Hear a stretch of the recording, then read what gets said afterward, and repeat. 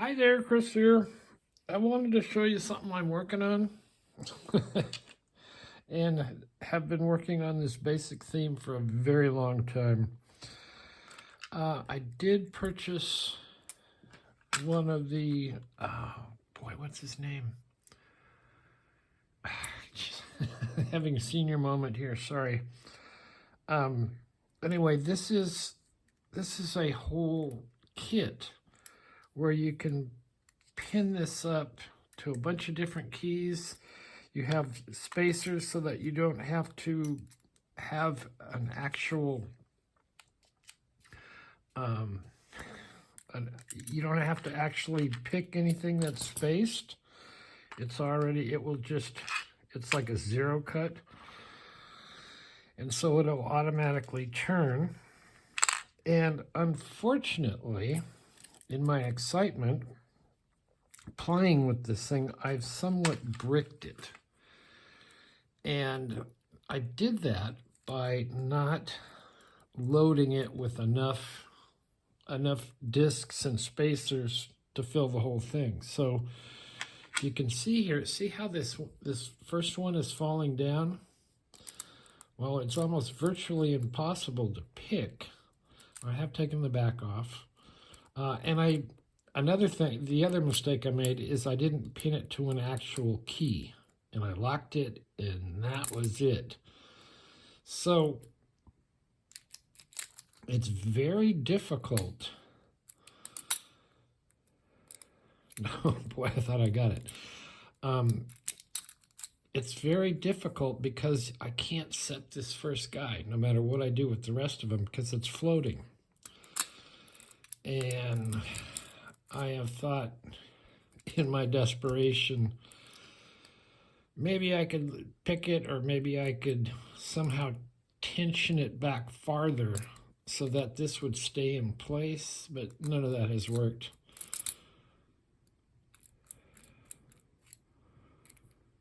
If I get this all the way, but it still floats, unfortunately. And I have thought of putting my hat in my hand and sending it to Albert LaBelle and saying, Albert,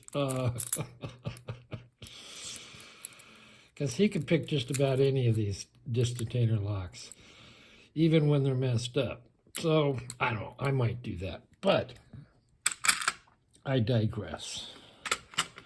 So, Next Picks sent me one of these little guys. Now, this isn't the one he sent me. His was a little stiff, so it's in the lock hospital. But I did have this one. And I'll show you another one that style. It has these little guys in here, and they retain the bottom, and they have these little twisties on them. And if they're loose enough, and you can see the seam there, if they're loose enough, you can get under there. Now, who is this guy? God, he's a great guy. I can't think of his name.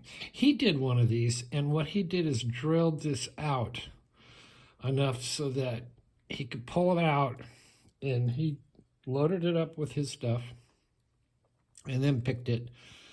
And when he was done, he tapped the inside of this for a little screw, so he replaces this with screws so it's guttable. I haven't replaced mine with screws yet. My back has been really, really messed up, and I'm just barely able to drive to the store. And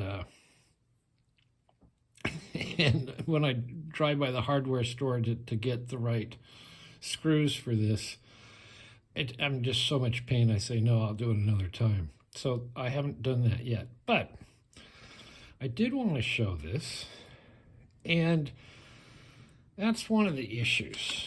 Or one of the issues I have picking these. They don't really have a good pick that works on them. I have one of these very early silver bullets.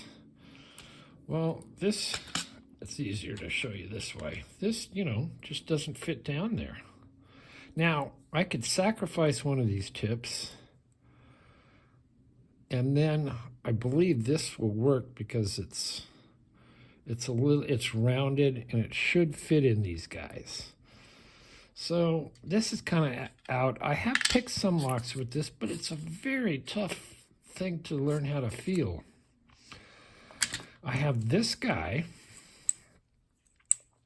and this is a cheap Chinese one, or not so cheap. I mean, I think they're about 65 bucks, but I had to do a lot of heavy modifications just to get it to fit. It's supposed to be for a classic. It never fit for the classic, so I did a lot of sanding and to get it to go through there. But you see now it'll fit in there. You kind of can see. See, that will pick up your discs, and it's rear tension. And this part, which I also had to modify a little bit, rear tension, and then you can go in and pick your discs. Now, it's very hard to pick them up and feel them, and one of the things is this isn't quite straight and aligned, and it is how it is. You can't bend this. I bent one once and it just broke off. So anyway, if I had a better pick for these, I think I could make some progress. So I might have to bite the bullet. Sorry, silver bullet. Bite the silver tip and shape this down so that it would actually fit through there.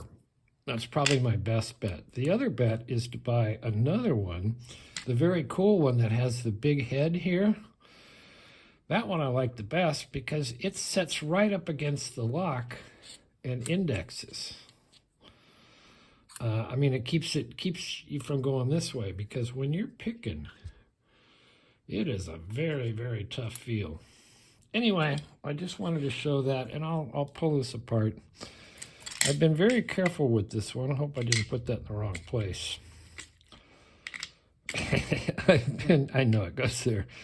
I've been very careful marking all of these, what cuts they are, and it does match an actual key that I have somewhere. Oh, here's my key, and I have marked that. So before we take it apart, we will stick this in. We should be able to open it. There we go. So non-brickable when you have a key and when you can take it apart. But I'll show you how this works. I wish I'd not been in so much pain that I have the screws on this, but this works for now.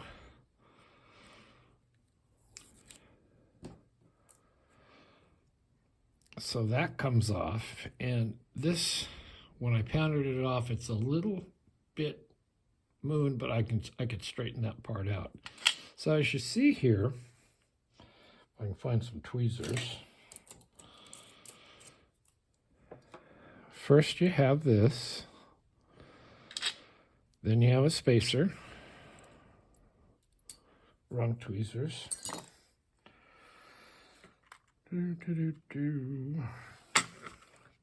Here's the other ones. These work better. And you take your spacer out, boom. Then you have a real disc and a spacer. And this real disc is a 0 cut or a 1 cut. And then you have another little spacer and so on and so forth. But you can see this does fit in here. But it's just, and it fits in there perfectly to rear tension, and then you go in with get your other guy. I don't know if you could see that. I don't have another hand. But you get this in there, and you can actually turn the discs. But it's a really, really sensitive, tough feel. And I think a lot of it is because this is misaligned. And I'm not sure I want to mess with it anymore. it has been all been sanded down, which is not easy to sand this down and maintain that nice curve and file and all that. So there you go. It's definitely a work in progress. Someday I will be able to pick the classics. And it's just taken forever. That's all. I think if I had a better tool, I would get there quicker, but I'll get there. Anyway, I thought that would be of some interest to you guys. Some of these, if you just buy any old little Abloy classic lock, see, this one is press fit. There's no seam here. So you're not going to get that one open. But if you see it has the little rivets on the bottom, and you can definitely see that, this one would have to be drilled out and then, you know, tapped and screws put in. But they are very, very cool little locks. Anyway, thanks for watching. My Abloy, continuing Abloy journey. And we will see you next time.